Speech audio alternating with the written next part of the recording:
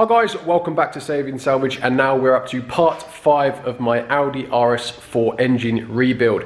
And I'll start straight away with, I'm glad I mentioned in the last video about me not sure where the camshaft adjusters go, whether there was a specific position they need to sit in, because my ELSA document was not telling me any information at all basically. So I'm glad I did that, because a few of you guys in the comments messaged me and actually said no, there is some marks.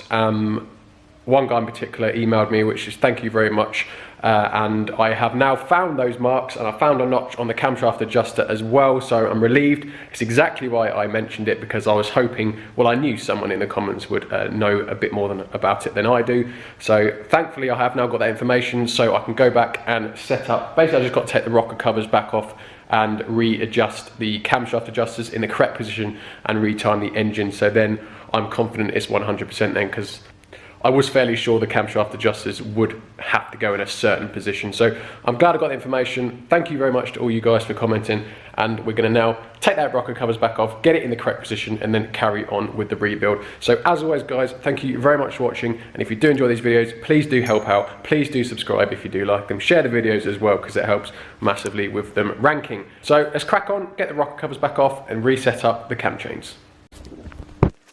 So guys, I'll try and gloss over this bit as much as possible, because I appreciate I have already shown you a procedure, albeit possibly a wrong one. But if we can have a look, I'll show you if I can see it. There we go, let's see, that notch is like an indent in this cam adjuster. There's also, better to show you on this one, look. See that, look? There's that notch there. All 4 of them have the same notch. And it now turns out that the line that's supposed to go in here, the reason I didn't see it is because they're inside the actual cover. If you look, see that little gap here? So that notch should be somewhere in that gap. Same with this one. And also this side doesn't have one, but the only things I can actually see is here, look. See under the bolt? See there's another gap, small gap there. And again, even harder to see, another one in there as well. Just looking at it, it's really hard to see, which is why I couldn't find them initially. On other engines, the gap's a lot more obvious, the marks are up here. So I don't know why ELSA hasn't mentioned it on this engine, no clue. But there we go. So obviously, as you can see, I've already whipped the covers off. I've already locked the camshafts, I've locked the crankshaft. I've also untensioned the chains so they are loose as well now. So what I'm going to do is I'm going to undo all these bolts, all 4. We'll start with this one. So we've got to have the bolts in, so there's no right. So just to quickly run you through the procedure again, now I have the correct and proper instructions. So what we've got to do is I've already fitted the camshaft clamp in on both heads. They're fully tightened down. I've already put my locking pins in so the chains are loose on both sides. So now what I've got to do is just crack off these 2 bolts here, just so it's loose enough for the adjusters to turn, but with no sideways movement at all, just so they can turn left and right. Once I've done that, I need to then pull the pin, so it's then chains back under tension. I need to put my special tool over the inlet camshaft adjuster, and I have to put 40 newton meters of torque tension on here, which what that does is it takes all the slack out of the chain. So the chain from here all the way around to this point here is dead tight, so it's just leaving all the slack on the tension side.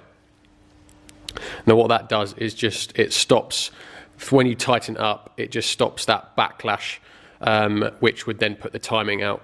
If you pulled the pin and just did these bolts up as they were, there'd be a very slight amount of play in this chain on this side of it still, which would just give you a little bit of backlash on the chain, which would then put your timing out. So we want to keep this side of the chain as taut as possible while we do these bolts up, which means there is no play at all, and then that keeps the timing spot on. So as I said, we'll have this adjuster taut to about 40 newton meters, and then we want to do these 2 bolts up to 60 newton meters. We'll do the same on this side, but it will be the exhaust cam this side that we're doing, because that is the side that the tensioner's on. So the exact same procedure, 60 meters, and then when that's done, we can release the tension on the camshafts, and then we will have to do these bolts up another 90 degrees. So that's the procedure. I'm now just going to do it quickly, because obviously I'm aware that I've been through this already, so we can get on with the rest of the build.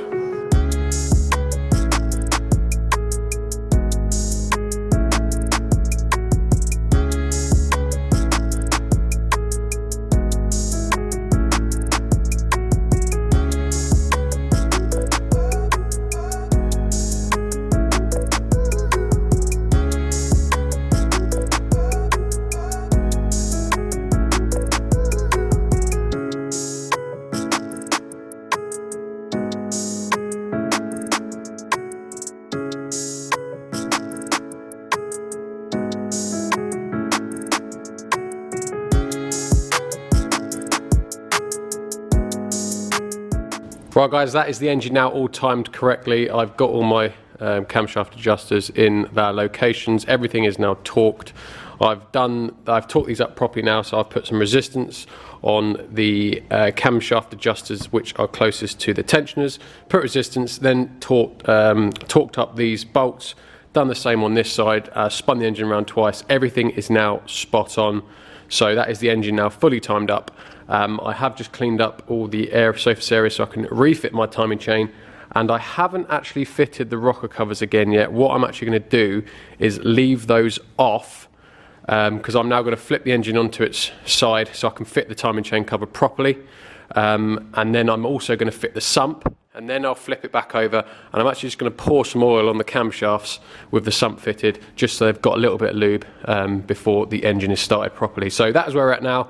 So I'm just going to flip it over, fit the timing chain cover, fit those two cylinder heads. Actually, I might do them first. I might fit those two first, then flip it over, and then hopefully that will be the engine sealed up. Right, so as you can see, I've now refitted the timing chain. For obvious reasons, I didn't film it again. So that's all now fully fitted. Bolts in the bottom of my head as well, which go into the timing chain cover both sides, so they are all in. So I've just put my beader sealant round, and without dropping it, I shall fit it.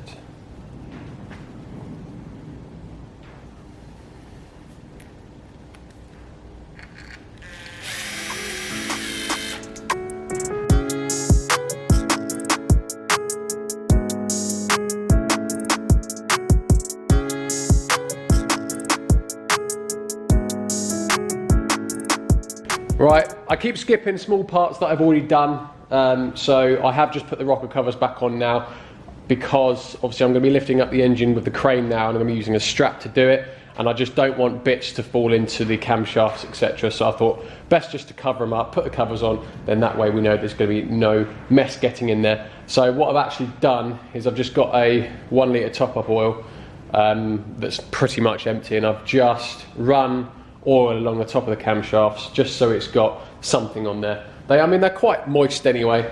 It's not like they're completely dry. So I've just put some oil on all the camshafts, just enough so it's got some oil, but not too much where it's going to drip down and obviously out the bottom of the engine. So we are now at a stage where I'm going to hook up the engine, get it in the air, and then hopefully hook it up to my engine stand, so then we can start putting some ancillaries on, and also start putting the injectors in, inlet manifold, etc. Get the top of the engine finished off, and then just start building around the sides before we eventually mate it up to the gearbox and get it back in the car.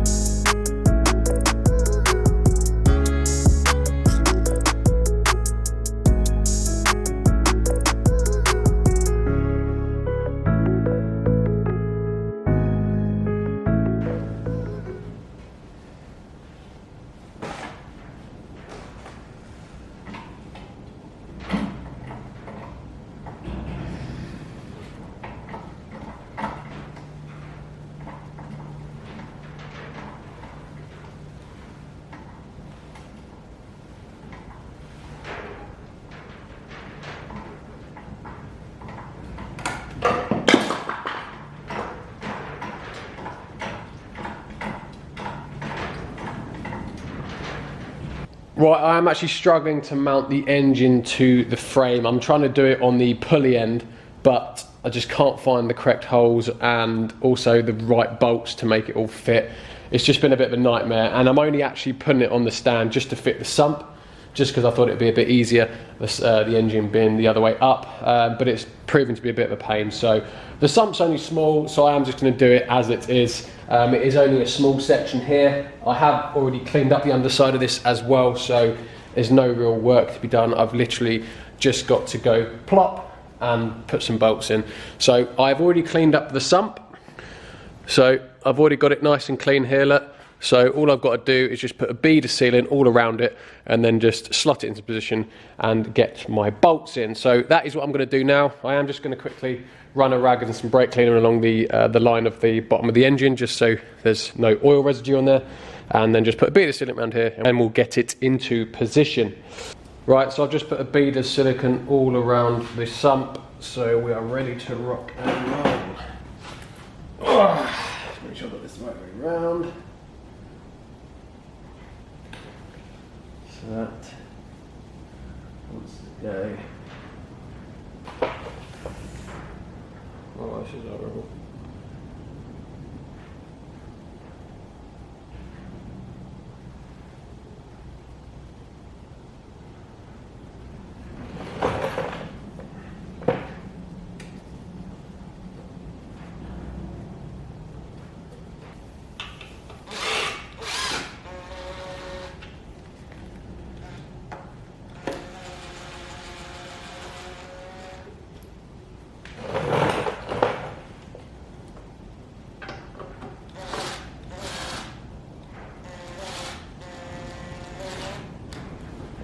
And all looks good. So I'm now just going to whip the rest of those bolts in, and then we can start lowering it down and start fitting our other drives, water pipes, coolant pipes, etc. Right, I think the first thing I'm going to go for is just to fit my aircon compressor, because it uses the drive here, and I want to get that in position. So like that, get the cover over, like so, and then might hit the camera here.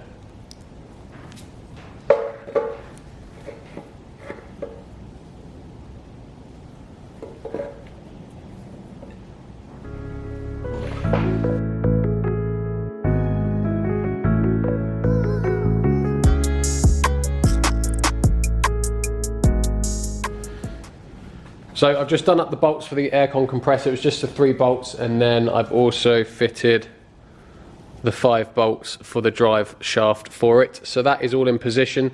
I'm now going to go and fit my water pump, which is down here, look, and as you can see, it runs off a spur drive which goes to the back of the engine for the pump drive, and that is driven off an ancillary valve gear for the engine. So I'm just going to now insert to that, so it's going to go into these 2 holes here, and there'll be 1, 2, 3, 4 bolts to hold that on. So I've got my 2 O-rings inserted, so I'm just going to hopefully these go in nice and easy.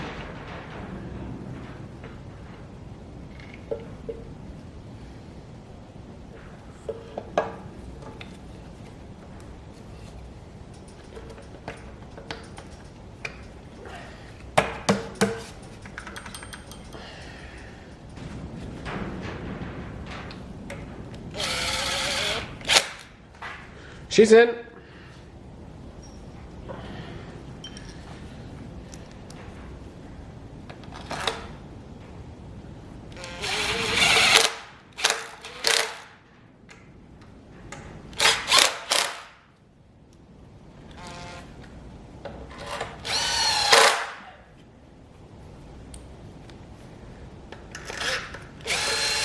So I've got my O-rings both sides installed.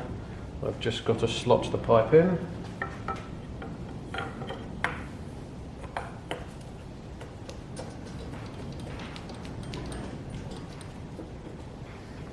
so. I'll just do these bolts up quickly. And then I may get to the point where we mate it up to the gearbox.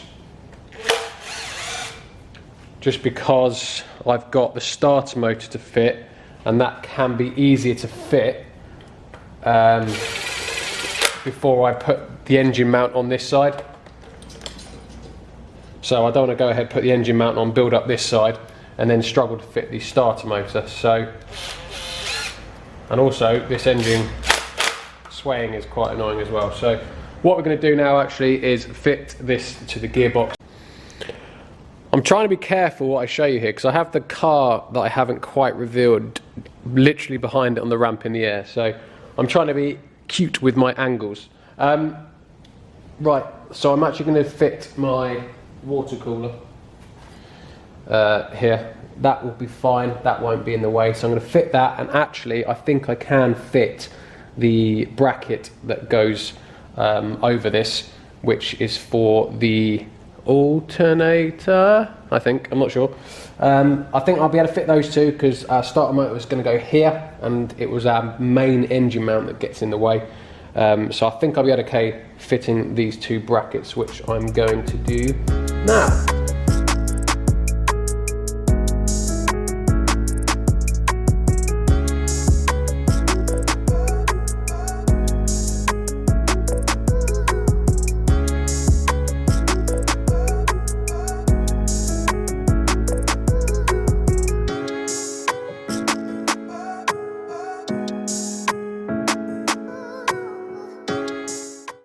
That's that in position, and while I'm there I'm just going to put this hose clip on, fit that properly.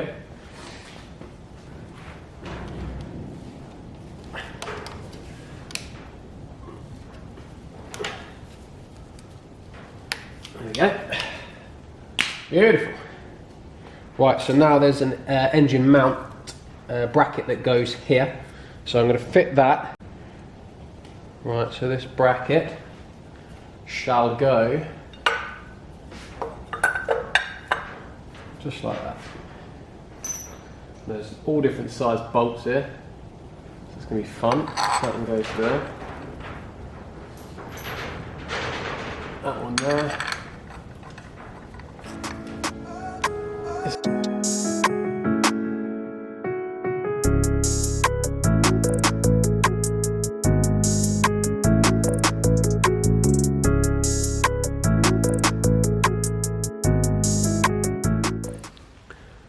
Yeah, maybe there's one thing I should do before I put the gearbox on, and that is put a crankshaft seal on, which I nearly forgot. I've also got to do the pulley end at the front as well. So I'm just going to get a bit of rag just to make sure this is all clean. I'm just going to spin it around in there. It's all ready to go on. There we go. I do have a special tool here, look. So the seal, which I've just put on here, sits on here, and then we just then plug it into the, well, it just sits onto the crankshaft, and then we've got a plate down. There you go, let me see it. Got a drive tool here, so I'll use that just to press the seal. Tool, I just want to line that up so it mates. Like so, and then doesn't say to use anything in particular to drive this on, just says use this and drive it on. So I'm just going to use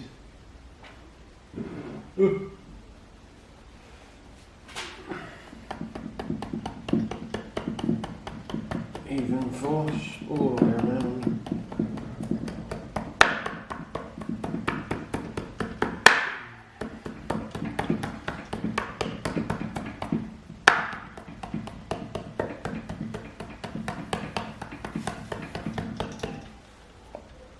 I think we're good.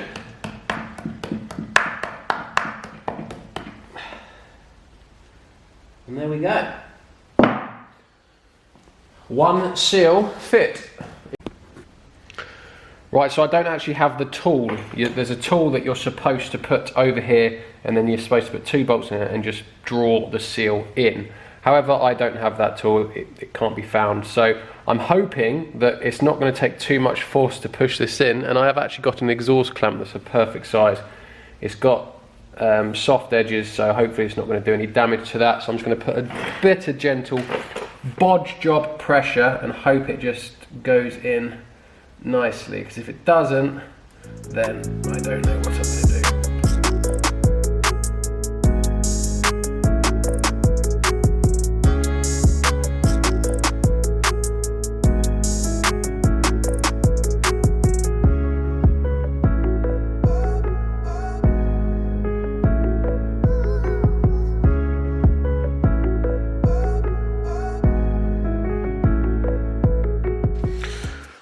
Right, so we've got this seal on now. Not ideal. I would want to have put it on a little bit more professionally than that, but I just didn't have the tool that presses it on. I had the main tool which guides it over here so you don't nick the seal. I just had to use an exhaust clamp to push it on. But no, that is all in position. The other side is all in position now as well, so that is those 2 seals in place. So now what I'm going to do, so it's meant to snow in the next day or 2, so it's probably ideal that I can get the RS4 in the workshop. So I'm going to get my undisclosed car off the ramp, we're going to get the GTS out, and we're going to push the RS4 in. So obviously I'm not going to film the getting them out. So we have the RS4 finally back in the workshop after quite a few months, possibly I think it has even been. Right, so don't worry about that oil patch. That was my new project car's oil patch, a one that I didn't want to see. Just one of the problems that I didn't foresee with this car. Anyway, moving on. So what we've got to do now is get the RS4 into the air. We've got to take the front wheels off, and then we've got to drop the subframe back onto the floor, so then we can mount the engine onto the subframe, and then once that's mounted on, we can then plop our gearbox on the end of it as well, and then we can get it fitted sort of into the car. And while it's like that, we'll then build up what's in the V, so the injectors, inlet manifold, etc. And I'm going to try and get it to the most basic position possible to get the car started.